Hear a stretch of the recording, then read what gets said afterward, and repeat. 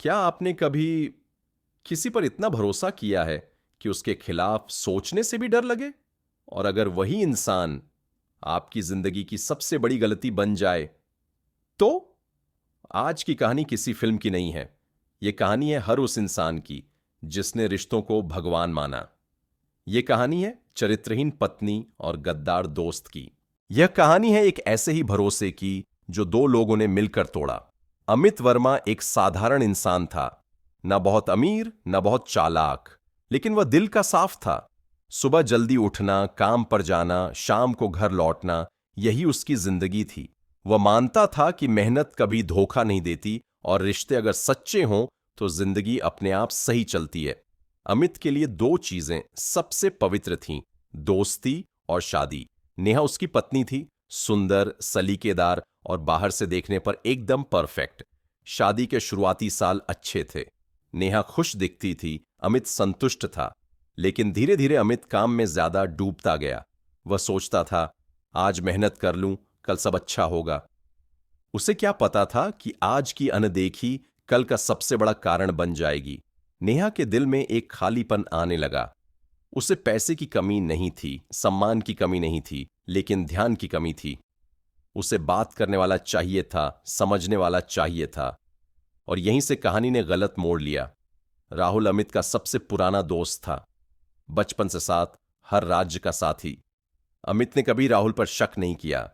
उसे अपने घर बुलाना, अपनी पत्नी से मिलवाना, यह सब उसे सामान्य लगता था। लेकिन राहुल धीरे धीरे ज्यादा आने लगा।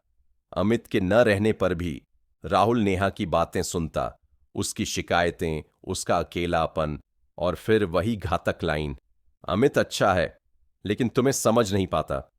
ये लाइन नेहा के दिल में बैठ गई। एक रात अमित शहर से बाहर था, फोन बंद था, घर में सिर्फ नेहा और राहुल। बातें लंबी हुईं, खामोशी बढ़ी, और उसी खामोशी में सीमा टूट गई। वह एक पल था, लेकिन उस पल ने 3 जिंदगियां बदल दीं। उस रात के बाद नेहा बदल गई। फोन छुपाने लगी, अमित से दूरी बनाने लगी। राहुल भी पहले जैसा नहीं रहा, लेकिन अमित अमित अब भी भरोसा करता रहा, क्योंकि सच्चे इंसान को सच्चाई सबसे देर से दिखती है। एक दिन अमित के हाथ नेहा का फोन लग गया। पूरी बातचीत नहीं, लेकिन शब्द काफी थे।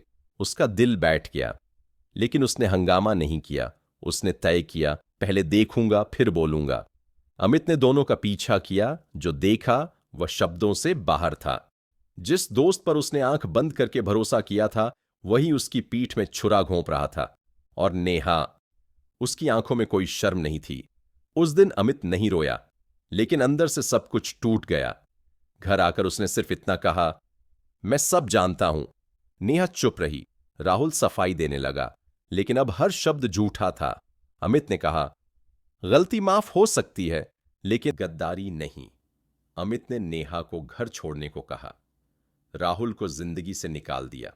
समाज ने बातें की। कुछ ने नेहा का साथ दिया, कुछ ने अमित को दोषी ठहराया। लेकिन अमित जानता था, आत्मसम्मान से बड़ा कोई रिश्ता नहीं होता। समय बीता। राहुल ने नेहा को अपनाने से इनकार कर दिया। उसे सिर्फ मजा चाहिए था, जिम्मेदारी नहीं। नेहा अकेली रह गई। अमित ने खुद को फिर से खड़ा किया, दर्द से सीखा, टूटकर मजबूत बना। वह समझ गया, रिश्ते शब्दों से नहीं, चरित्र से चलते हैं। यह कहानी बदले की नहीं है, यह कहानी है गलत चुनावों की कीमत की।